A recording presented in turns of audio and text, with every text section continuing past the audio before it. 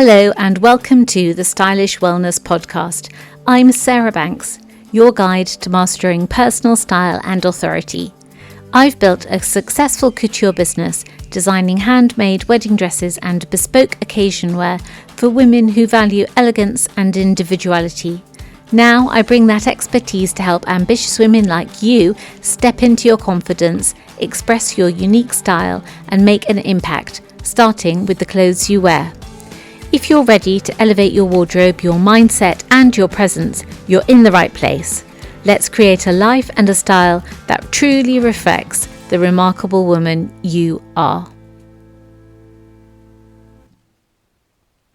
Have you heard the saying, you never get a second chance to make a first impression? It turns out science backs this up. Studies show that people form an opinion about you within the first 7 seconds of meeting you. And what's one of the biggest factors influencing that opinion? Your appearance, specifically the way you're dressed. Think about it. How often do we assess someone's professionalism, confidence, or authority just by looking at their outfit? Whether we're meeting a new client, walking into an interview, or even joining a social event, the clothes we wear can communicate volumes before we even say a word. In today's world, where so much hinges on perception, projecting authority through your clothing isn't just about vanity or fashion, it's about taking control of the narrative. Dressing with intention can elevate your confidence, help you command respect, and open doors that might otherwise remain closed. It's not just about looking the part, it's about becoming the part. By understanding how your style choices reflect your personal brand, you can start showing up for your career, your relationships, and even yourself in a more powerful way. In this episode, we'll break down what it means to project authority through your clothing. You'll learn why your wardrobe is a silent yet powerful tool for communication, how dressing with authority connects to your self-confidence and even your career or personal growth, and actionable tips for creating a wardrobe that speaks for you before you even say a word. Whether you are already intentional about your style or just starting to explore its impact, this episode will inspire you to see your wardrobe as a tool for personal empowerment. So, slip into something stylish, settle in, and let's explore how your clothes can help you show up as your most confident, authoritative self. Projecting authority through clothes is the ability to communicate your style, character, confidence, competence, and/or leadership through your appearance. It's not just about wearing expensive or trendy items. It's about making intentional choices that align with who you are and the message you want to convey. When you project authority through your clothing, you're intentionally sending visual signals. Whether those signals are that you're someone to be respected, trusted, or taken seriously, or whether they're signals that you're creative, inspirational, and a thought leader. Think of it this way: your outfit is like a personal billboard. It broadcasts who you are, what you value, and how you want to be perceived. Whether it's a sharply tailored blazer, a bold colour choice, or a minimalist polished aesthetic, your clothes can create an impression that speaks volumes. Clothing holds power because humans are wired to make judgments based on visual cues. According to the concept of enclothed cognition, what we wear not only affects how others perceive us, but also how we perceive ourselves. For example, wearing structured professional clothing can make you feel more focused and authoritative. Conversely, loose, unkempt clothing may subconsciously signal a lack of confidence or readiness, both to an observer as well as back to yourself. Studies have shown that individuals dressed in formal wear are perceived as more intelligent, capable, and competent compared to those in casual or dishevelled attire. This is why job interviews, presentations, and key meetings often have unwritten dress codes. We intuitively understand the link between clothing and perception. Culturally, what conveys authority can vary. In Western contexts, a dark tailored suit often symbolises power and professionalism. In other cultures, authority might be conveyed through traditional attire, ceremonial robes, or symbolic colours. This demonstrates that projecting authority isn't just about following a universal dress code, but understanding the context you're operating in. Throughout history, influential figures have used clothing as a tool to assert their authority and shape their image. So let's look at a few examples. Jackie Kennedy. As First Lady, Jackie's impeccable style, her structured suits, pearls and gloves, projected elegance and strength. Her wardrobe choices helped position her as an icon of sophistication and leadership during a pivotal time in American history. Her style was formal, but also sleek and minimal, and she was intentional in creating this very modern but classic look for herself. Going right back in history, Queen Elizabeth I in the 16th century wore elaborate gowns adorned with jewels and intricate embroidery to project wealth, power, and divine right. Her clothing choices reinforced her image as an untouchable monarch. And they also actually reinforced her image as a monarch because she was a female and therefore she was slightly on the back foot in terms of reigning. And being able to project her image like that put her firmly into people's minds as a woman and a monarch. She was very clever, actually. I think if you go back and have a look at any of the portraits of her, you will see her very much as a woman, but also as a reigning monarch. And she was very intentional in how she set out to do that. By understanding how style communicates authority culturally, psychologically, and historically, you can start applying these insights to your own wardrobe. It's about recognizing that clothes aren't just what you wear. They're an extension of who you are and who you aspire to be, and even more than that, who you are going to create yourself to be. So let's just explore for a moment or two this connection between self-confidence and growth. Because the thing is that what you wear doesn't just change how others perceive you, it changes how you perceive yourself.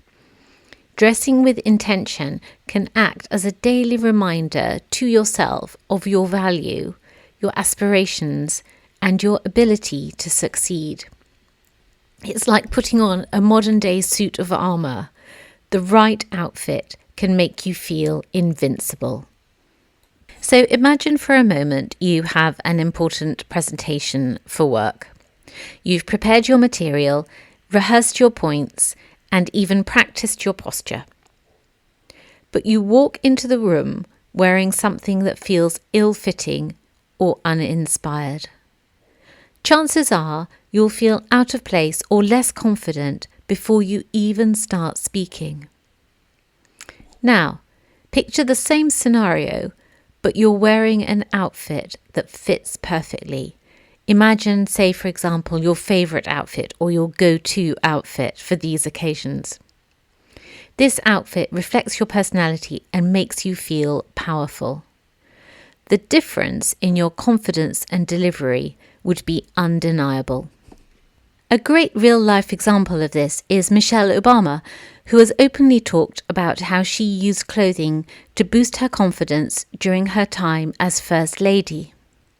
Her bold use of colour, modern tailoring, and an approachable style sent a message of strength and relatability, not just to others, but to herself as well.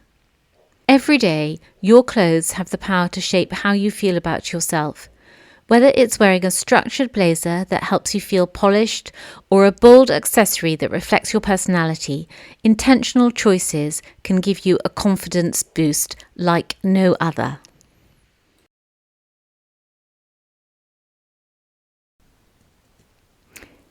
You've heard the saying, behind every successful man is a strong, determined and hard-working woman.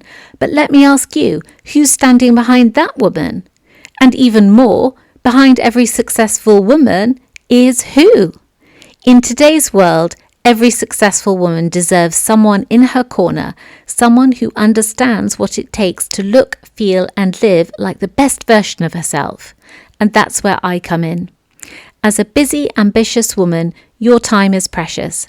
That's why I've created the Chic Authority Collective, a free, bi-weekly newsletter designed to help you unlock your personal authority through the power of style. This isn't fluff or another overwhelming to-do.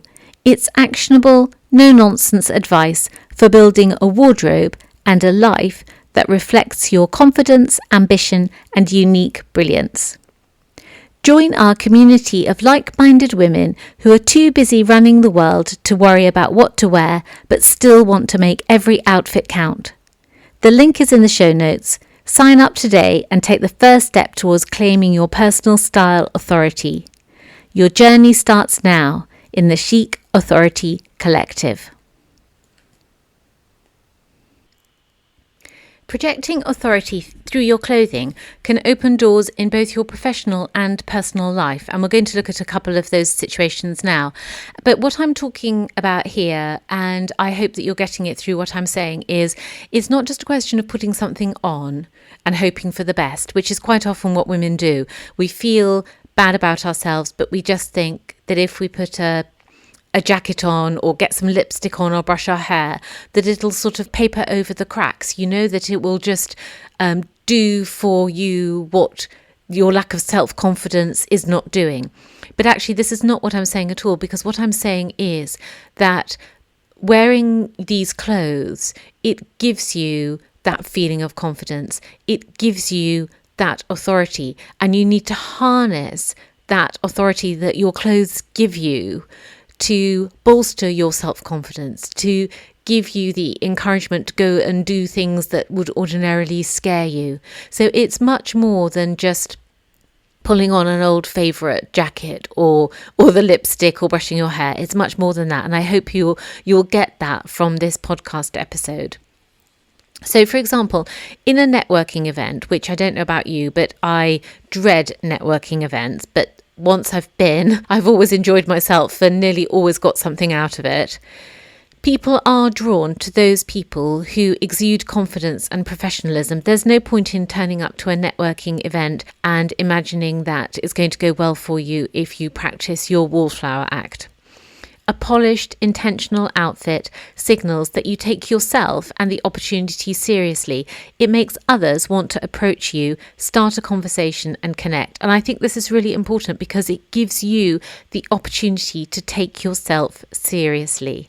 And for many of us, we struggle to do that. I know there's a lot of talk about imposter syndrome. I'm not sure what I feel about imposter syndrome. I think that there is something there where we feel that in some way inadequate to step into the situation that we're in. But I fear that we use imposter syndrome as a catch-all phrase without necessarily examining what is the root cause of that perceived imposter syndrome. But for whatever reason, women do find it harder, I think, sometimes to take themselves seriously. I don't know whether it's because we have these sort of split personalities where we have to be so many different things to so many different people, whereas in general for men, I'm just saying this is a gross generalization, they get up every day, they go to work and then they come home and then they fulfill their other duties. And by and large, that is still probably the case for many relationships. And so maybe men don't feel that so much because every day they have this uninterrupted time to be them at work and to step into that person and to become that person. Whereas what I've seen, my personal experience is with women, we're mums until we drop the children off at the school gates, and then we turn into businesswomen and we go off to work, and then some of us are picking up at lunchtime, and then we're back to mummy mode. And so I think that there is this sort of like split personality going on in our brains sometimes, and it might make it harder for us to take ourselves seriously. But the thing is that if you get your outfit together in the morning and you've got that polished, groomed outfit or whatever it is that you want to wear for work, you will be able to step into it much easier and take yourself more seriously at the same time. In leadership roles, for example, definitely in leadership roles, your appearance often speaks before you do. Dressing with authority helps establish credibility and inspires trust among your team or clients. It says, I'm capable and I'm here to lead. So, of course, in this regard, we could think of Anna Wintour, the editor-in-chief of Vogue. In fact, in many of these examples, we could think of Anna Wintour. But her signature sleek style, the bob, the bold sunglasses, and the beautiful coloured, tailored pieces with the jewellery, they project control, expertise of her area, and undeniable authority. And then, of course, there's credibility. When you look the part, people are more likely to trust you. Whether it's pitching an idea, presenting to stakeholders, or attending a social gathering, your outfit can lend weight to your words. Dressing intentionally isn't just about career growth, though. In personal relationships, your style can signal self-respect and thoughtfulness, which can evaluate how others perceive and respond to you. I know for myself that I have to really pay attention to what I wear at home, because between managing the house, catering for meals and walking the dogs, it's a sort of full-on, very practical life. And I can easily end up in my exercise clothes all day or in just a very relaxed outfit, like jogging pants and a sweatshirt all day if I'm not careful, because what I do at home is very practical and often very dirty, muddy, and involves lugging bags around or dogs or whatever. And so I have to be very intentional in my home time to make sure that I am dressing for myself and that I'm dressing out of my personality and I'm dressing to project who I am that day and not just the function that I am undertaking. In fact, I've definitely talked in one of my podcasts about this situation where we mustn't dress out of our function, we must dress out of our identity. And if I remember which podcast episode that is, I'll put the details in the show notes. Of course, though, dressing with authority does come with its challenges. Many women feel hesitant to elevate their style or make bold choices, and they have fears like overdressing, and they think, what if I stand out too much or look like I'm trying too hard? Some women may fear breaking from the norm. They think, I don't want people to think I'm showing off. And other women may feel fake. They'll think, this isn't me, I'm just not someone who dresses up. However, while these fears may be common, there is another truth behind all of them. They often hold us back from showing up as our best selves, but they're not necessarily giving us the full picture. So let's just go back and revisit those one by one. Fear of overdressing. It's better, in general, to be slightly overdressed than underdressed. A well thought out outfit shows respect for the occasion and the people around you. And honestly, most people admire someone who looks polished. They don't judge them for looking slightly overdressed. In fact, most people would not think that you were slightly overdressed. They would admire you. Fear of breaking the norm. So standing out isn't a bad thing. I mean, it's how you get noticed. So think of it as an opportunity to set yourself apart. But of course, it's not like you're necessarily wearing some wacky, creative, unwearable outfit. You're just stepping slightly out of your comfort zone, maybe, or intentionally wearing something that is slightly smarter than you might ordinarily be wearing. But that standing out or feeling like you're standing out, that's not necessarily a bad thing. It might be you just need to get used to it. And then this idea of feeling fake. Dressing with authority doesn't mean pretending to be someone you're not. It's about aligning your outward appearance with your inner aspirations. So if you feel fake in any way, just start small, maybe with a statement piece that you love, like a dress or a dress and coat combination I always think is amazing. They're not sold that much now, but I think a dress and coat combination is really, you can feel really comfortable in it, but it looks really authoritative. Or even, I know I keep on going back to this, but the sort of classic blazer, classic jacket idea, and then build from there. Ultimately, I think what you'll find is that the biggest mindset shift is recognizing that your clothing is a tool. It's not about vanity, it's about empowerment. You deserve to feel confident, capable, and ready for anything that life throws your way, and dressing with intention is a step towards that. Let me ask you something. Does your wardrobe truly reflect who you are? Or do you find yourself playing it safe, feeling disconnected from the style you know you're capable of owning? You're not alone, and that's exactly why I've created something extraordinary. I work with women who are tired of feeling like their clothes don't match their ambition or personality. Whether you're stepping into a leadership role, growing your personal brand, or simply ready to claim your space, your wardrobe should empower you, not hold you back. In just 8 weeks, I'm launching my exclusive one-to-one high-ticket styling service designed to do more than elevate your wardrobe.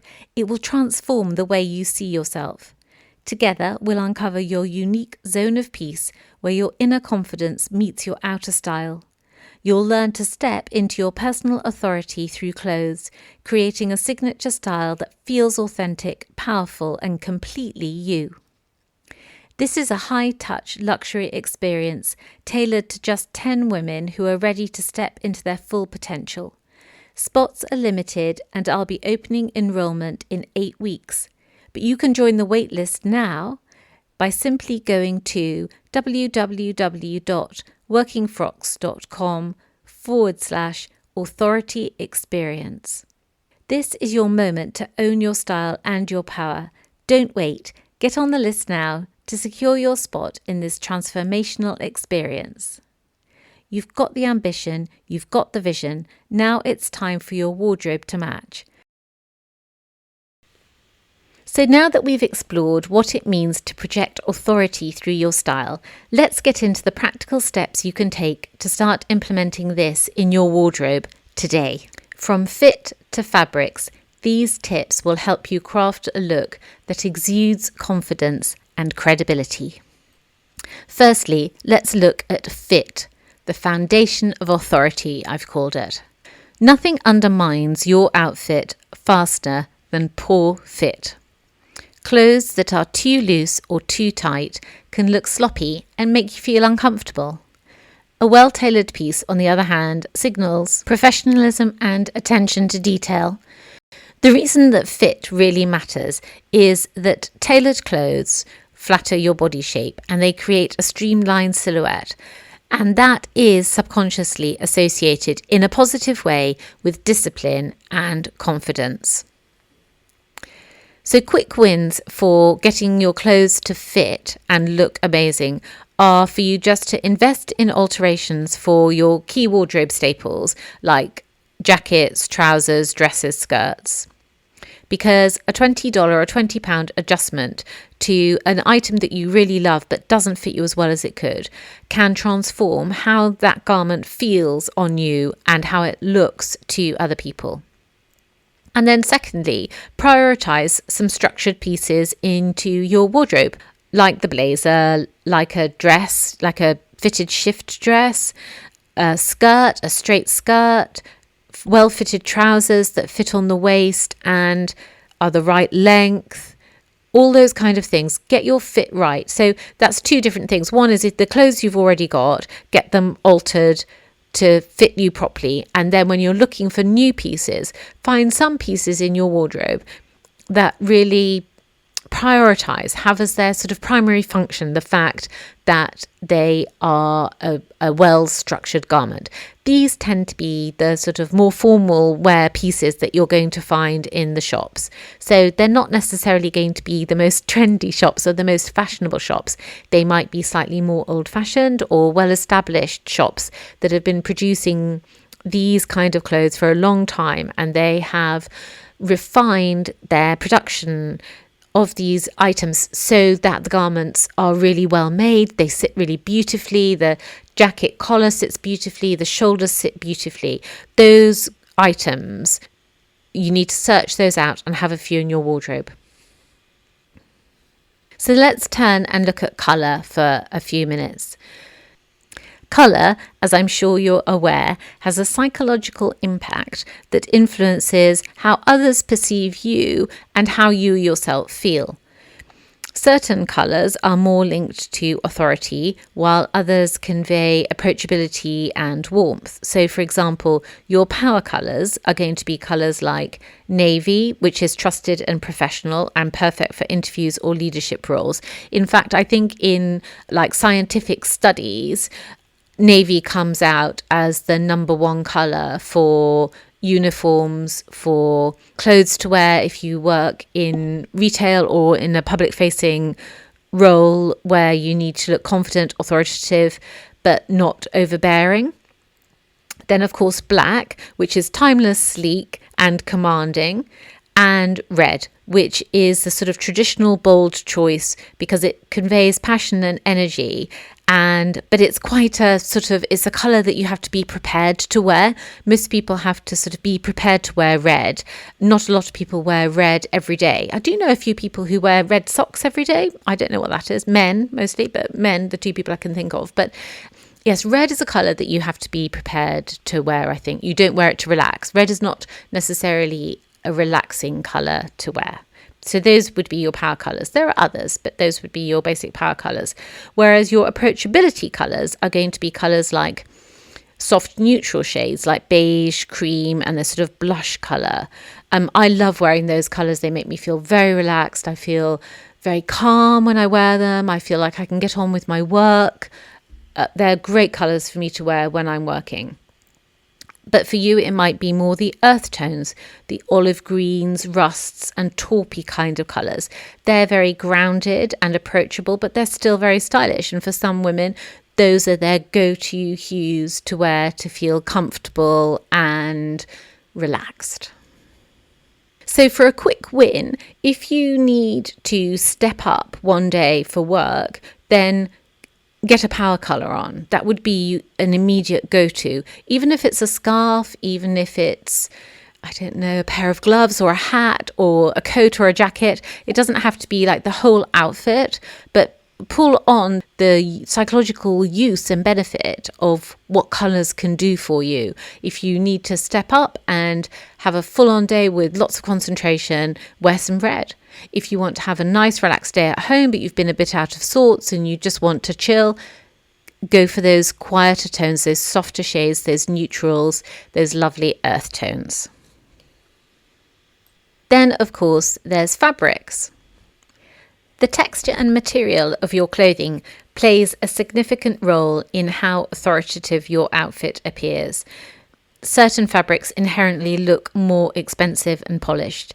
In fact, really, for your clothes, the two things that play the biggest factors in how authoritative your clothing will look are the cut of the garment and the fabric of the garment. Those are your two basic requirements, really. And you can have one without the other, and you can also have neither. But if you want to dress with authority and look out for the signs of whether a garment is going to be authoritative and you should consider having it in your wardrobe, it's the cut, by which I mean how the pattern is created, and then the fabric. More expensive fabrics, more luxurious fabrics, they're going to hang better, they're going to wash better or dry clean if you dry clean your clothes. Most probably they're going to last longer. Now, we've all got items in our wardrobe that we bought for absolutely nothing, that were created out of a random piece of fabric in a factory somewhere, and that we wear forever and that have lasted us for the last 2 decades. I know that, I understand that, but your wardrobe probably will not be fully constructed of all those type of garments. You're going to need better clothes. There's no other way of putting it. You're going to need better clothes. And one of the way that you can see whether clothes are better is by the fabric. Actually, I was in the shops the other day with one of my sons. My sons are now 19 and 20, and I was with the 20-year-old, and we were sales shopping. For me, actually, it was great fun. And I was just showing him how I could see in the shop that certain garments would last and certain garments wouldn't last, and actually there's no point in buying them. This was specifically for knitwear. So if you buy, I mean, you probably know this anyway, but if you buy a piece of knitwear that has a higher percentage of natural fibres, cotton, wool, cashmere, silk, those fibres are going to last longer than acrylic, polyester, acetate, basically. And I wouldn't buy a piece of knitwear that had a very high percentage of man-made fibres because I know that they won't last. And for me, that's important because when I buy my clothes, I fall in love with them. And then I'm devastated if after a couple of seasons, they've completely lost their shape, the wrists have completely gone, the body is not structured anymore, and I just don't really want to wear it because I don't feel like I'm looking my best. For me, that's really important. I don't want to throw away my clothes after 2 seasons, and I don't ever buy my clothes just for one occasion. So I was just showing my son that this was the case. I said, you should always look at the label, and, if it's over this percentage, don't even buy it. He hadn't even considered it. That generation, they're not growing up knowing what is good quality, and then the clothes just, not fall to pieces. They're going to last. I mean, something that's polyester, it's not going to fall to pieces because it's a resilient fabric. And I do have a couple of garments in my wardrobe that are predominantly man-made, but I only have a few of them. So wool is perfect for jackets, coats, dresses, everything. Wool is a fantastic fabric. When I was making more of my one-to-one couture garments, wool is such a beautiful fabric to work in. And the other one is silk. I know silk is a bit more controversial these days because of the way that silk is created. But silk is a beautiful fabric to work with. I mean, just really, really gorgeous. And actually, cotton. Don't dismiss cotton. Good old cotton. Because cotton is a natural fibre. And cotton shirts, skirts, dresses, they will all last. Some cotton is better quality than other cottons. We all know, like Egyptian cotton, Egyptian linen has a higher thread count, that kind of thing. Irish linen is amazing. I don't wear linen very much because it creases, but I know a lot of women who really do. And actually, it does look very authoritative, even with creases in it. I have to admit, linen looks amazing, can look really powerful on women. And of course, leather or pleather, as we have these days. Leather can look very authoritative. Pleather can look equally authoritative. I'm not sure of the longevity of pleather over leather. I've got a couple of pleathery out garments in my wardrobe, but I haven't had them long enough to see which is going to stand the test of time. I've put a note here which says, avoid thin, clingy materials or anything overly synthetic that can look cheap or unkempt. I think this is true for work, but I do think you could wear a thin, clingy fabric something overly synthetic on a beach. I mean, personally, I don't know that I'd want to wear something too synthetic on a beach because I'd want to be cool and synthetic fibres don't breathe. But on holiday, you can get away with like a little tiny halter neck in a synthetic fabric that's got no lining in because that's a holiday vibe. But it's not an authority vibe. It's not a powerful vibe. So I think in the workplace or at home or wherever it is that you want to step into your authority, avoid thin, clingy fabrics. And also, while we're talking of fabrics and clothes and everything, of course, there's accessories. I don't really want to speak hugely about accessories right now, but I think it's worth saying from an authority power perspective that accessories do make a huge difference to your outfit. Shoes and bags should be clean, neat, sleek, polished, structured. And for jewellery, I would definitely say stick to one or two standout pieces, a watch, sleek pair of earrings. Don't overload on trends at work unless you're in a hugely creative environment, in which case you still, I think, only want one or two pieces. There used to be a time a while ago where I think women sort of wore one piece, like one necklace, one bracelet, one standout ring. I think that's changed a bit now. People are mixing things up more, like women are wearing more rings on more fingers, which I think is an interesting trend. So I think that there's a huge flexibility in terms of what you can do. But I think overall, it's good to make a distinction between what you wear at work or in those places where you want to project your authority and what you would wear if you're on holiday and just relaxing. And I think that bearing in mind those distinctions is a good and healthy thing, and that for the work situations, the authority power situations, less is more. I'm aware as I'm speaking that sometimes I'm sort of saying, less is more, you should only wear one pair of earrings, or you should only wear wool, or you should only wear silk. And it sounds quite didactic. It sounds very much like I'm telling you that there's this one particular way that you need to dress in order to express and demonstrate your authority and step into your authority. But actually, it's not a case at all that authority is a one-size-fits-all kind of category, which is great news for us as women because we are all so different and our styles, sensibilities are very different. But it doesn't really matter what your style basis is.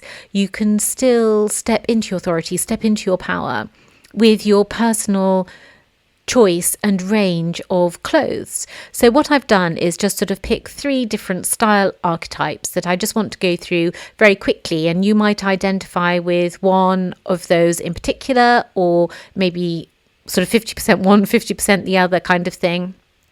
But I just want to demonstrate how it's not a question of I'm going to give you a list and then this is your authority power list, and then you take that list and wear those clothes and step into your power. It has to come from within. It has to come from you, and you shouldn't be expecting to mask yourself with clothes that don't suit you or that you don't like in order to step into your authority. Because authority is to do with authenticity. And so what I want to ensure is that you're stepping into that authority in a totally authentic way that feels good for you.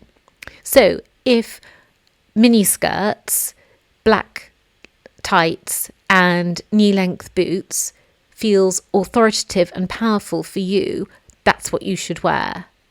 And if it's more that a shift dress with a matching coat, mid-heel pumps, and your hair in a chignon is your authority or power look, then that is what you should wear. So these are 3 really easy style archetypes, and I'm sure they're broad enough for you to probably identify with one or maybe more. The first one is sleek minimalist. So the key features of the sleek minimalist are monochromatic looks, clean lines, and modern tailoring. So an example of this would be, say, a black blazer paired with tailored trousers and a white silk shirt or blouse. And then you can imagine that with like a heavy silver cuff or big earrings, or even really discreet pearl earrings, maybe the hair pulled back, maybe the hair worn short, that kind of thing. That's very sort of sleek minimalist. And minimalism, sleek minimalism, works because it looks sophisticated and pulled together without being distracting. And I think anything that's distracting is probably not authoritative and powerful, because you're distracting from the main message, which is you and your authority. The second style archetype is modern feminine. So the key features of modern feminine would be soft colours, structured dresses, and delicate details. So an example would be a pale coloured pencil skirt with a tailored blazer and a pearl necklace. And this works really well because it combines authority with approachability, and it shows strength and warmth at the same time. And the third style archetype that I just want to touch on today is classic chic. So the key features of classic chic are timeless pieces like trench coats, tweed jackets, and blouses, shift dresses. And an example of this outfit would be, say, a navy trench coat, dark trousers and loafers, or equally a beige trench coat and then a shift dress in like a Burberry check and then some high heel pumps. That would look great. And this works because, as we all know, that classic look exudes reliability and competence, and it doesn't go out of fashion. So those are three different style archetypes, but you see between all three of them, they represent very different women, and you can easily find your own way, your own style way through this process to demonstrate your own authority and power. It doesn't need to be, as I've said before, that it's a one size fits all cookie cutter kind of experience. As we're getting close to wrapping up here, I just want to touch upon a couple of personal stories that may resonate with you, that just sort of show you the power of using your clothes to step into your authority. And the first is that I was recently part of a group of people who actually didn't know what I do. And they are non-designers, and the reason for us meeting was not a designery, styly kind of reason.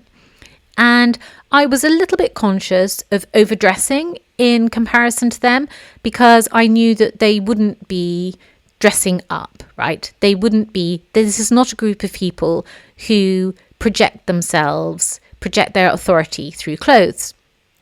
But still, I felt it was important for me to turn up as me, regardless, like to feel I belonged to that group by turning up as myself and fitting in, not by fitting in by conforming to what I knew that they were going to wear.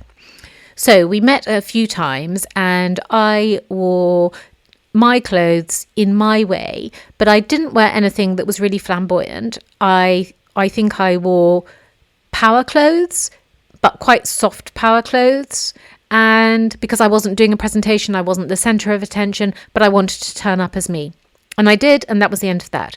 And then it was weeks after those events when I was on a Zoom call with some of those people, and someone just said, "Oh, Sarah, she always looks so amazing."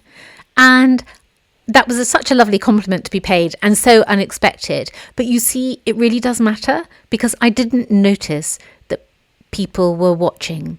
But actually, people are always watching. People are always picking up cues that we leave for them, whether intentionally or unintentionally, which is part of what I've been trying to say to you today. We leave cues for people and clues for people as to who we think we are and how we want to show up. And it's really important that we are intentional about doing that.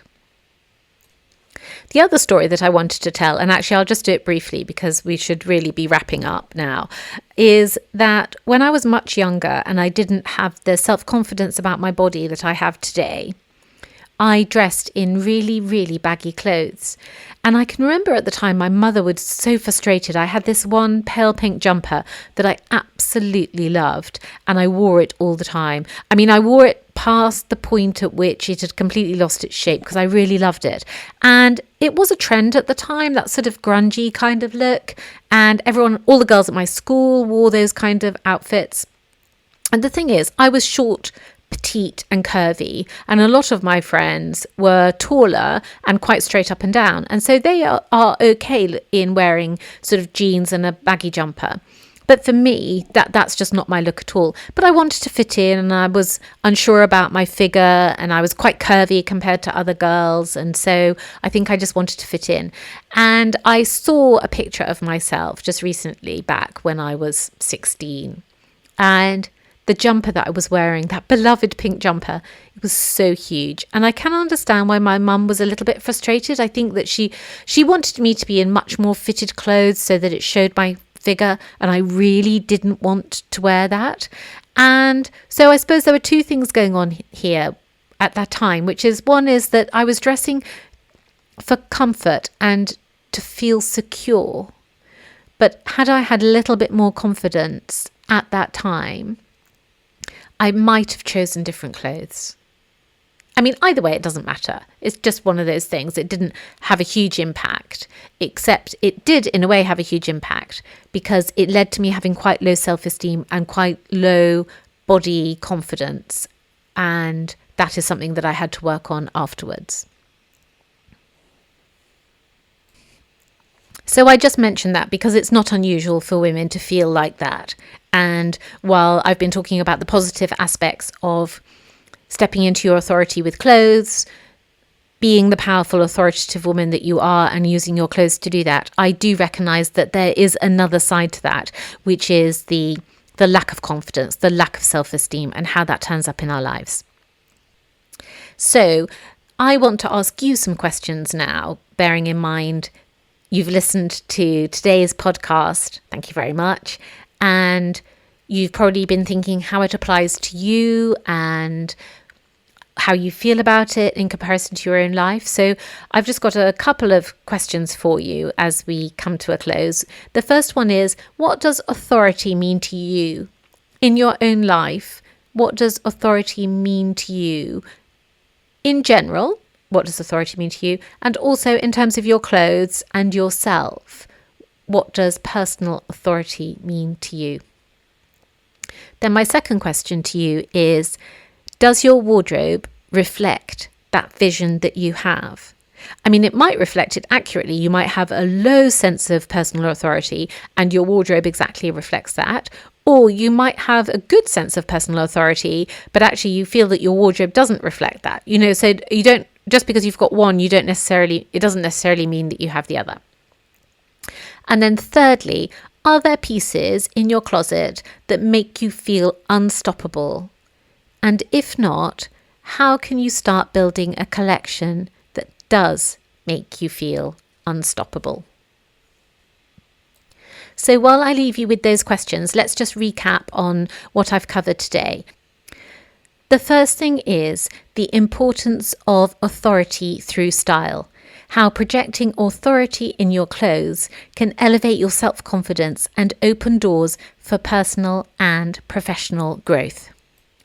The second point is understanding psychology and history, how clothing influences perceptions and how influential figures have harnessed style to command respect, and how you can look at those past figures for yourself. I mean, even recent past figures like Michelle Obama, who's still very much with us, and Anna Wintour, who is still very much with us. But you can look at people in present history and past history and see how they use clothing themselves to command respect. Thirdly, I gave you some actionable insights like tailoring, selecting your power colours and choosing high quality fabrics to refine your wardrobe. And finally, we looked at 3 different style archetypes that you might fit into one of those categories as an example that authority and power and stepping into your personal authority using your clothes is not a one-size-all cookie-cutter kind of situation, but actually comes from your own personal authenticity, and that it's really important for you to bring your authentic self and your authentic style self to bear on that aspect of authority that you want to step into.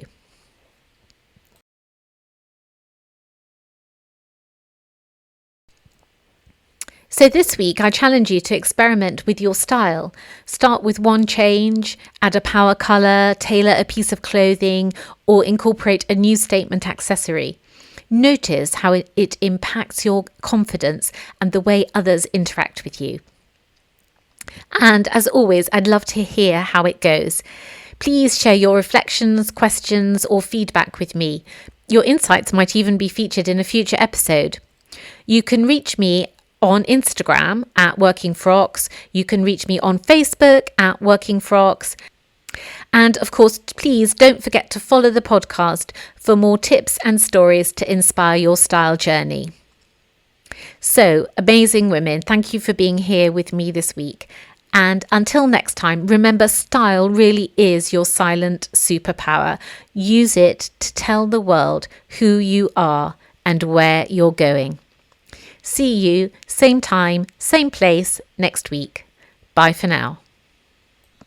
Just as a final reminder, don't forget to sign up for the Chic Authority Collective if you haven't already signed up to receive my bi-weekly newsletter. And also do sign up to be notified when the doors open for the personal authority one-on-one work for just a small handful of women that I will be working with. But everyone can sign up to be notified and to find out more about the program. It might not be right for you right now, but it might be right for you in 6 months' time, or it might just be perfect right now. So click the link in the show notes and get signed up today.